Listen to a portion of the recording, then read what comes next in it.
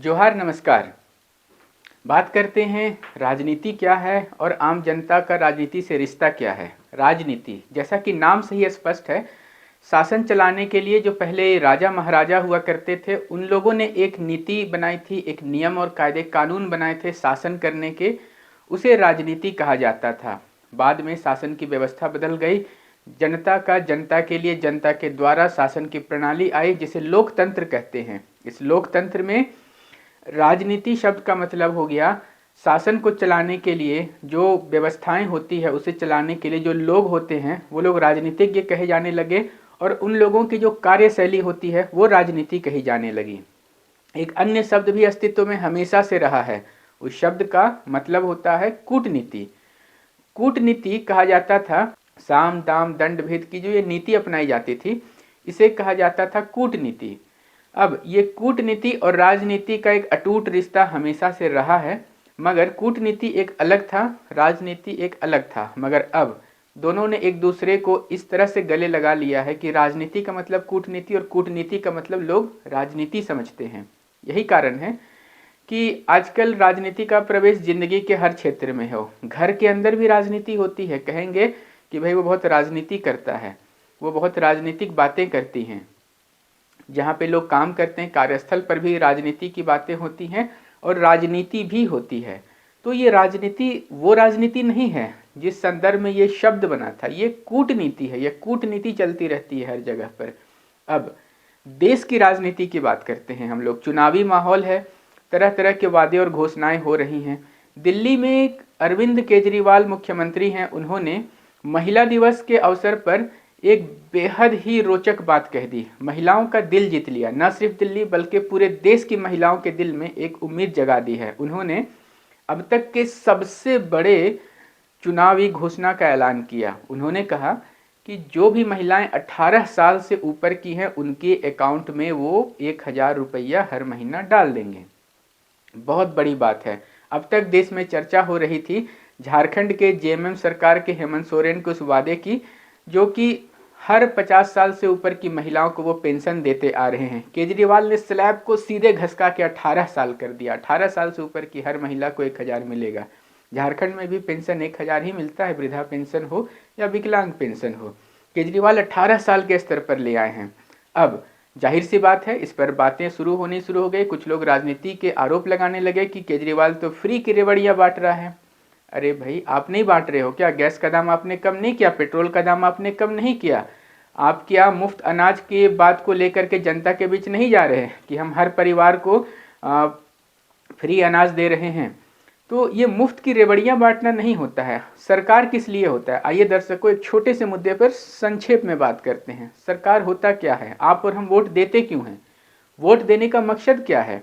जब वोट देने निकलते हैं तो मन में क्या बातें होती है? उसे तो सत्ता मिल जाएगी, मुझे क्या मिलेगा? अपने लिए सोचते हैं ना?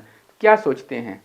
हर आम आदमी जब वोट देने निकलता है तो वो चाहता है जो शासन में लोग आएंगे वो उसे सुरक्षा देंगे, उचित माहौल देंगे, जीवन शैली जीने का और जीवन व्यतीत करने का, रोजी रोजगार के अवसर मिलेंगे। यानी एकदम एक शब्द में कहे तो राहत देंगे। जी हाँ, इसी राहत की उम्मीद में सब कोई वोट देते हैं, मगर बदले में राहत की जगह कई बार आफत मिल जाता है। विविधता में एकता वाला अपना देश है, मगर अब इसका जवाब देना पड़ेगा। अब फ्री की रेवड़ियाँ बांट रहे हैं कह के इससे हम पीछा नहीं छुड़ा सकते हैं। भाई, उन्होंने फ्री की बिजली दे दी, फ्री का पानी दे दिया, मेट्रो में आधी आबादी को फ्री में घुमा रहे हैं, बावजूद उसके उनकी सरकार घाटे में नहीं है। और अब सभी महिलाओं को जो 18 साल से ऊपर की हैं, उन सारी महिलाओं को 1000 रुपया हर महीना देंगे। आप क्या दे रहे हैं? आपने क्या दिया है? भाई, जवाब होना चाहिए मेरे विचार से कि हम अच्छा शासन व्यवस्था देंगे कि कोई भी महिला अगर घर से निकलती है तो उसे असुरक्षित नहीं लगना चाहिए, उसे कहीं भी डर नहीं महसूस होना चाहिए। हम ऐसी शासन व्यवस्था देंगे कि महिलाओं की तरफ जो नज़र उठा के देखेगा उसे ऐसी कड़ी सजा देंगे कि दोबारा ऐसा करने का दुस्साहस कोई नहीं कर सकेगा। ये छोटी छोटी बच्चियां होती है 2 साल की, 5 साल की, इनके साथ जो अत्याचार होता है उसे फास्ट ट्रैक कोर्ट चला करके सीधे फांसी पर लटका देंगे। उसे जब फांसी दिया जाएगा तो उस आरोपी के घर, मोहल्ले के, जिले के जितने भी लोग हैं उन सभी को निमंत्रण भेजा जाए कि आ करके देखो इस फांसी को। एक मैसेज जाता कि कोई भी किसी महिला के प्रति दुराचार अनाचार करने का मन में सोच भी नहीं पाता। मगर होता क्या है, इस देश में कई शक्तिशाली बाबा हैं जिन्होंने कि इस तरह के जघन्य अपराध किए कि उसके खिलाफ जो आवाज़ उठाने वाले लोग थे उसने कई प्रताड़नाएं सही। जो गवाह होते थे उन्हें भी जान से मार दिया जाता था। जो लोग इस आवाज़ को उठाने का कोशिश करते थे उन्हें कई तरह से प्रताड़ित और परेशान किया जाता था।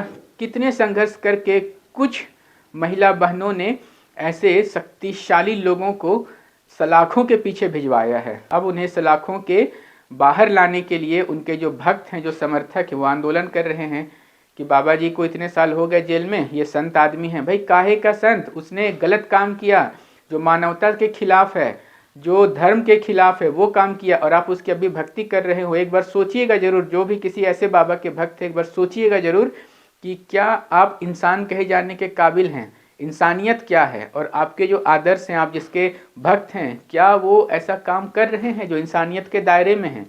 बहरहाल देश यूं ही चलता रहेगा। होना ऐसा चाहिए था मेरे विचार से दर्शकों कि किसी भी अस्पताल के बगल में अगर कोई मंदिर है तो उसके लाउड स्पीकर का वॉल्यूम तय होना चाहिए था। अगर मस्जिद भी है तो उसका भी वॉल्यूम तय होना चाहिए कि आप नमाज भी पढ़ो, पूजा भी करो, चर्च में प्रार्थना भी करो, मगर उसकी तेज आवाज़ से कभी किसी को स्वास्थ्य संबंधी परेशानी नहीं होनी चाहिए। सब कुछ होना चाहिए, धर्म भी चलना चाहिए और बाबा साहेब अम्बेडकर के बनाए संविधान से देश भी चलना चाहिए। किसी को किसी से परेशानी ना हो, सब आपस में मिलजुल कर रहें तो ये देश निस्संदेह तरक्की करेगा और सच में एक सांप्रदायिक सौहार्द का माहौल बना रहेगा। हमारी बातों से कितनी सहमत है बताइएगा जरूर। ऐसे ही ताजा तरीन सामाजिक और राजनीतिक अपडेट्स पर बातें लेकर के, खबरें लेकर हम आते रहेंगे। कैमरा के पीछे से मेरा सहयोग कर रहे युगल किशोर भगत के साथ मैं विजय दत्त पिंटू, रांची।